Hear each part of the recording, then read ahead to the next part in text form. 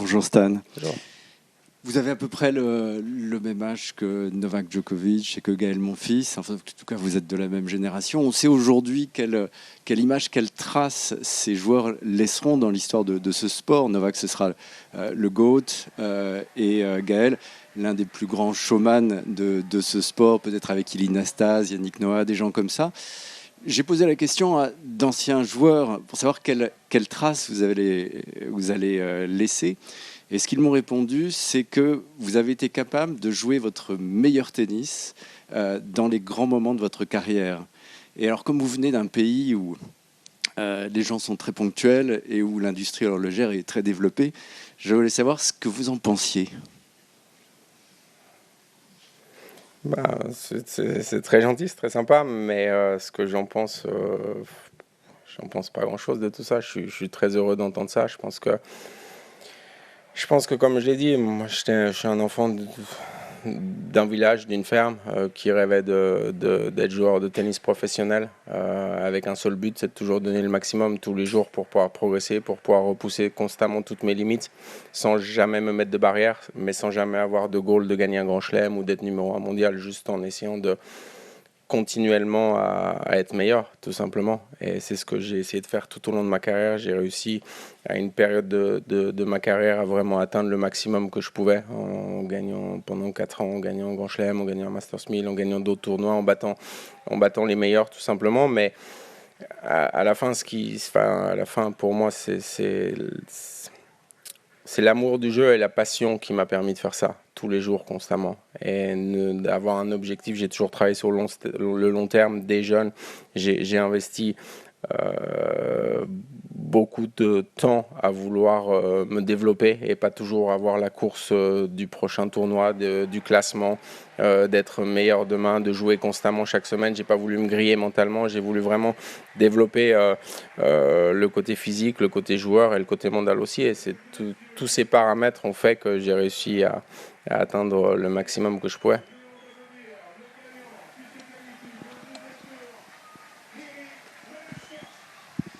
Bonjour Stan. Bonjour. Il y a 12 ans, vous remportiez le tournoi ici à Monte-Carlo. C'était votre seul Masters 1000. Quel souvenir vous gardez de ce match de 2h13 face à Roger Federer? Souvenir incroyable, forcément. Comme vous l'avez dit, c'était mon premier et seul Masters 1000. En plus, ici à Monte-Carlo, moi je suis un joueur, j'ai grandi sur terre battue.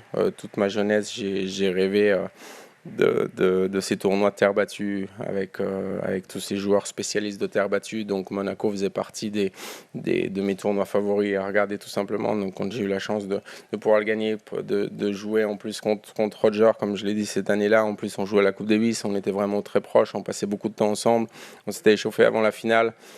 Bon, les matchs contre Roger ont toujours été plus compliqués avec notre relation, et c'est vrai que voilà, avoir réussi à passer au-delà de ça et de gagner le tournoi, c'était exceptionnel. Je crois que l'autre jour, tu avais dit tu n'arrives pas vraiment à savourer tous ces derniers tournois parce que tu es aussi le compétiteur, tu dois te concentrer à gagner. Mais le moment à la fin, ces célébrations, ça, tu savoures bien. Ou tu arrives à vraiment apprécier ce qu'il... C'est une question un peu de balance. Comme je l'ai dit, je pense que avoir la chance de pouvoir être où j'en suis aujourd'hui, avoir la chance de pouvoir recevoir une wildcard ici, j'apprécie énormément. J'apprécie tous les jours d'entraînement, j'apprécie ce que je fais. Je prends au maximum d'énergie là-dedans, mais ça ne veut pas dire que c'est facile. C'est vrai que comme je le dis, je suis un compétiteur. Avant tout, j'essaye de jouer pour gagner, donc j'essaye de repousser mes limites. Ça m'amène beaucoup de fatigue mentale de devoir m'entraîner constamment à ce niveau-là et d'essayer de maintenir un niveau comme ça. Et forcément, quand je perds un match comme aujourd'hui, il y a énormément de frustration interne qui fait que le plaisir est pas autant que ce que j'aimerais ou ce que je devrais. Maintenant, une fois que le match est fini, c'est comme toujours, je passe vite à autre chose et j'essaye d'apprécier ces moments parce que voilà, la raison aussi pourquoi je continue à jouer à 41, c'est pour pouvoir vivre ces émotions sur le terrain, pouvoir avoir la chance de pouvoir jouer ici devant le stade complet, avec énormément de soutien, énormément de monde qui me bouscule, qui essaye de m'encourager, de donner de l'énergie. Donc oui, forcément, à la fin, je profite. C'est quoi ce que tu ressens à ce moment-là? C'est un bonheur, c'est une fierté, Bah, c'est difficile à expliquer. Déjà, après une défaite, c'est pas le plus grand plaisir. Quand on perd, on n'a pas envie de rester sur le terrain forcément. Donc le feeling est un peu mitigé. Il faut vite prendre la distance mentale parce que la première envie, c'est après une défaite, je ne mérite pas d'être là, j'ai pas envie d'être là.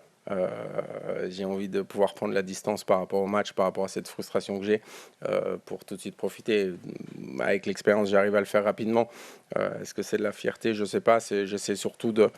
En fait, j'ai toujours été un joueur qui a toujours été honnête sur le terrain et en dehors aussi. J'ai toujours essayé de partager un maximum avec le public et j'essaie surtout de prendre l'amour et le soutien et toute l'énergie qu'il me donne tout simplement, sans vraiment réfléchir à savoir est-ce que je suis fier d'avoir fait tout ça, est-ce que c'est génial ce que j'ai fait ou pas. Pour moi, c'est vraiment cette connexion avec le public. Parce que c'est vraiment une des raisons principales pourquoi je joue encore, c'est pour ces émotions-là. Donc c'est ce que j'essaye de prendre au maximum. Stan, ça fait longtemps que tu es sur le circuit. Tu as vu la puissance de l'ensemble des tournois qui montent en gamme, notamment les tournois du Grand Chelem. Si tu avais à retenir un des tournois du Grand Chelem, lequel tu choisirais et pourquoi? Et qu'est-ce que tu penses de cette évolution où on a des stades qui sont de plus en plus grands, où il y a de plus en plus de choses qui sont organisées autour? Oui, les tournois évoluent en général. Je pense qu'ils n'ont pas évolué assez par rapport à toutes ces années, par rapport à enfin, bien sûr que de l'extérieur, on voit de la télévision, on voit des fans aussi. Il y a plein de choses qui ont évolué. Je pense que du côté des joueurs, du côté professionnaliste, du côté des espaces, je pense pas que ça. Je parle pas que des grands chelems, je parle des tournois en général. Je pense pas que ça a beaucoup évolué.